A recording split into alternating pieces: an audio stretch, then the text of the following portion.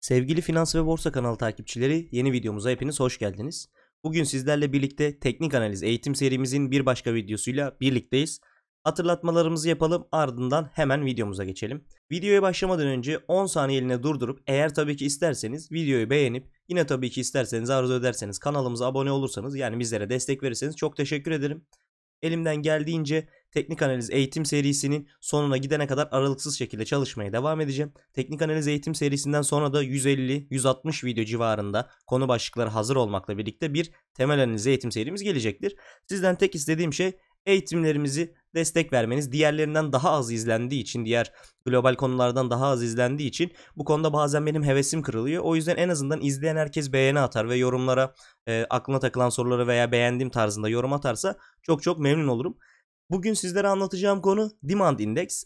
Demand Index hisse senetlerinde çok çok başarılı, inanılmaz bir indikatör. Anlamadığım bir konu var. Bunu da yorumlara yazarak birlikte tartışabiliriz.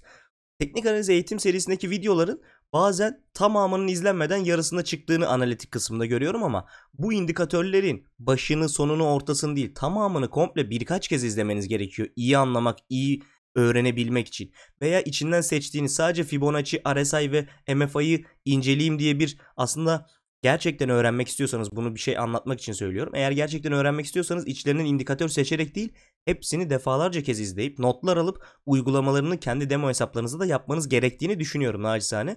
Ama mutlaka bana göre videoları sonuna kadar içinden indikatör seçmeden tüm indikatörleri, tüm bakış açılarını öğrenmek adına sonuna kadar izlemenizi tavsiye ediyorum. Lafı fazla uzatmayayım, göstergemize geçelim. Göstergeler kısmına tıklıyorum. Bende işaretli olduğu için hemen burada çıkıyor. Sizde eğer işaretli değilse ne yapacaksınız?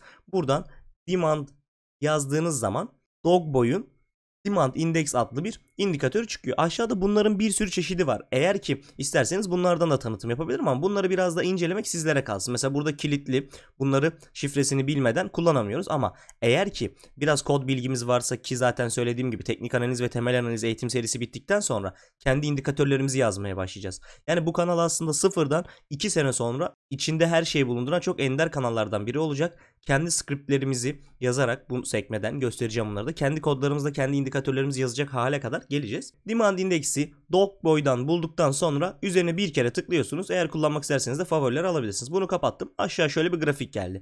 Hemen ne yapıyorum? Ayarlar kısmına gidiyorum. Ayarlar kısmına bir stilini güçlendirmeye, daha göze güzel gelir hale getirmeye çalışacağım. Tıkladım. Üstteki çizimini seçtim. Bunu böyle orta kalınlığa aldım. Ortadan bir üst kalınlığa aldım.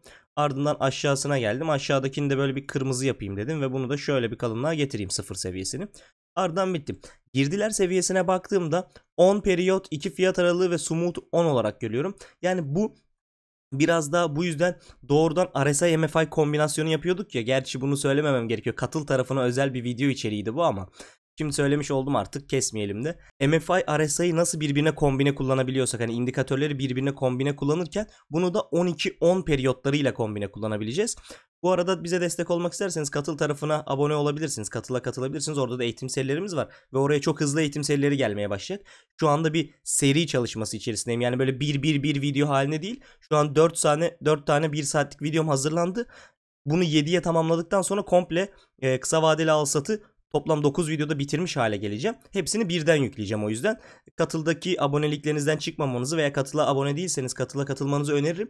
7 video, 7 saatlik video gelecek. 2 saatlik videomuz da vardı. Toplam 9 saatlik, çok büyük, yani 10 dakikadan attığımızı düşünürsek 90 adet videoluk bir eğitim serisi. Kısa vadeli alsatlarla neler yapacağınızı öğreneceğiz. Çok güzel bir eğitim serisi geliyor. İlk 2 tanesi zaten şu an hemen katılda. Oraya girip öğrenebilirsiniz, isterseniz izleyebilirsiniz. 7 tanesi de muhtemelen Ağustos ayı içerisinde gelecek ama çok böyle kapasiteli, çok komplike olmasını istediğim için, gerçekten her kesime hitap etmesi ve sıfırdan başlayıp master degree seviyeye çıkartmak istediğim için biraz gecikebiliyor. Biraz gecikmeler yaşayabiliyorum. Ama dediğim gibi Ağustos'a kadar hazır olacak. Mutlaka katıl tarafına katılmanızı da öneriyorum sizlere.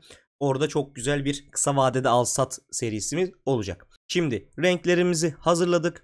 Girdilerimizi öğrendik. Nasıl kullanılacağına başlayabiliriz.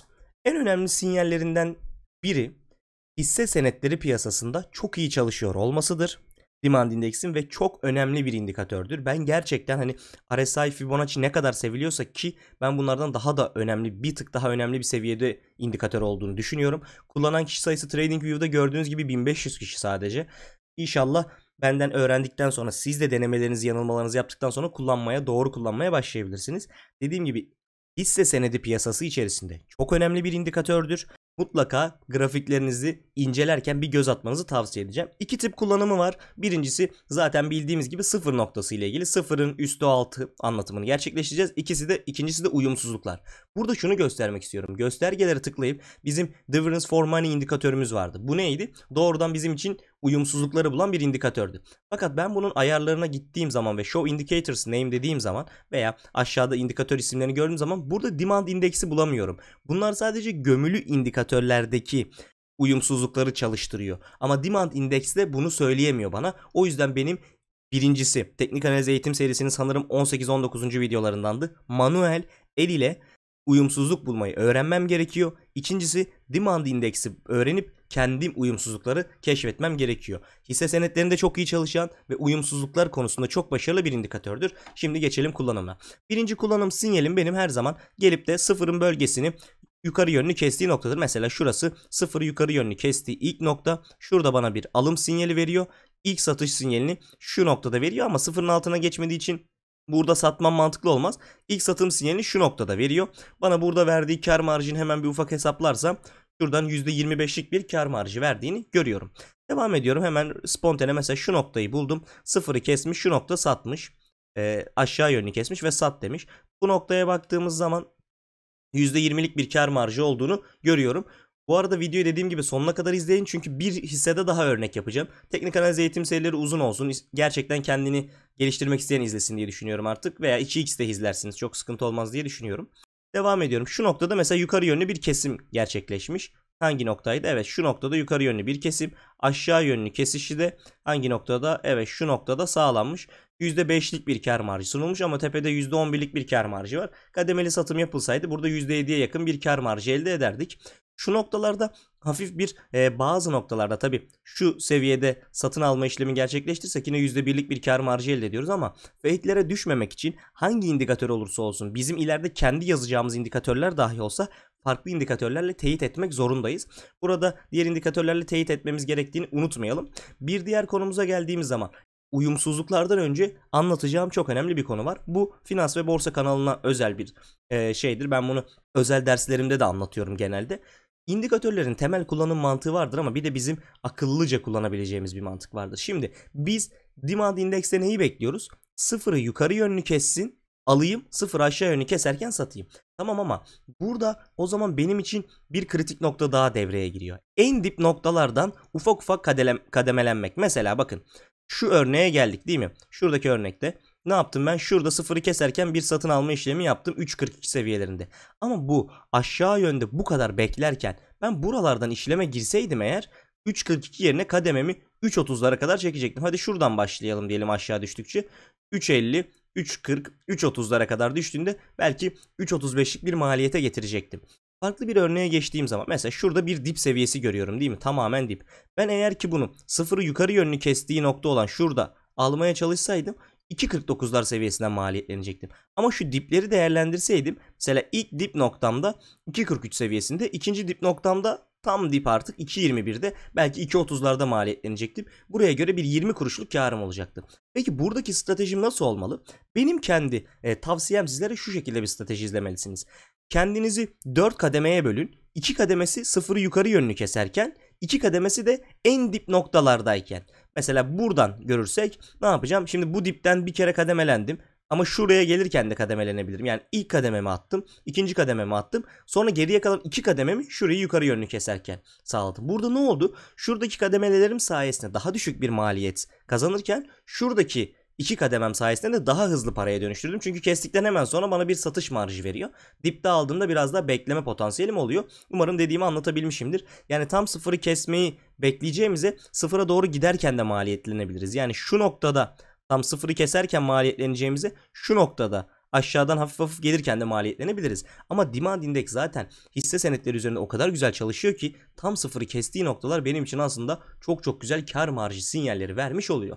Şimdi gelelim bir de uyumsuzluklarına. Uyumsuzluklarını dediğimiz gibi kendimiz manuel olarak bulmak zorundayız. Çünkü bir indikatörde çıkmıyor. Uyumsuzluklarına geldiğimiz zaman hemen bir iki tane uyumsuzluk keşfedip gelmeye çalışacağım yanınıza. İki tane basit örnek buldum, geldim. Şimdi bunlar tabii ki çoğaltılabilir. Sizlerin inceleyip bunları pratik edinmeniz gerekiyor. Bu kesin bir bilgidir. Burada anlatıldığının üzerine çok çok pratik atmanız gerekiyor. Şimdi şu seviyeye baktığım zaman ne oluyor? Bir önceki diple bir sonraki dip arasında aşağı yönlü bir gidişat olduğunu görüyorum. Fakat demand indekse geldiğim zaman bunların eşit olduğunu görüyorum. Yani bu düşüşün geçici olduğunu ve bu düşüşün sağlam olmadığını söylüyor bize. Sonrasında zaten ne gerçekleşiyor? Hafif bir yukarı yönlü stabilizasyon gerçekleşiyor. Aynı burada söylendiği gibi. Şimdi daha önemli son andaki bir sinyali bulduk. Buradaki söylediğim hiçbir şey yatırım tavsiyesi niteliğinde değildir. Bu bir işleme girme sinyali değildir tabii ki, ama uyumsuzluğu gördüğümüz zaman 9 Temmuz'la 13-19 Temmuz arasında bir aşağı yönlü hareketlenme olduğunu görüyorum. Fiyatlar 5.47'den 5.33'lere kadar gelmiş ve aşağı yönlü. Fakat demand indekse baktığımızda 0.6 seviyesinden 0 seviyesine kadar ulaştığını görüyoruz. Burada da net olarak bir uyumsuzluk olduğunu göreceğiz. İlerleyen kısımda incelersek muhtemelen bu uyumsuzluktan sonra yukarı yönlü bir yükseliş olduğunu görebileceğiz. 1-2 gün olmasa da 4. gün sonunda olacaktır. Eğer ki sıfırı yukarı yönlü bir kesme sinyali de gelirse bu iş daha da güçlenecektir. Geriye kalan kısımları incelemek, uyumsuzlukları analiz etmek sizlerin görevi olsun. Ne kadar fazla pratik, o kadar fazla sonuç getirecektir bizlere. Normalde bir örnek daha yapmak istiyordum ama videonun süresi oldukça uzadığı için burada sonlandırıyoruz. Hemen kısaca özetleyelim. Demand Index özellikle hisse senetleri üzerinde çok iyi çalışan bir indikatördür. Güvenilebilir bir indikatördür. 2 noktası var. Ama biz onu finans ve borsa kanalı olarak 3'e çıkartıyoruz. Sıfırı yukarı yönlü kesme durumuna ve aşağı yönlü kesme durumuna göre işleme girmek. Sıfıra hızla yaklaşmaya göre işleme girmek. Ve üçüncü en önemli noktalarından biri de uyumsuzlukları tespit edip uyumsuzluklar oranında işleme girmektir. Videoyu sonuna kadar izlediyseniz eğitim serilerimizin devamı için kanala abone olup zil bildirimini açabilirsiniz. Aboneyseniz zil bildirimleriniz açık olmayabilir, onu bir kontrol edin derim.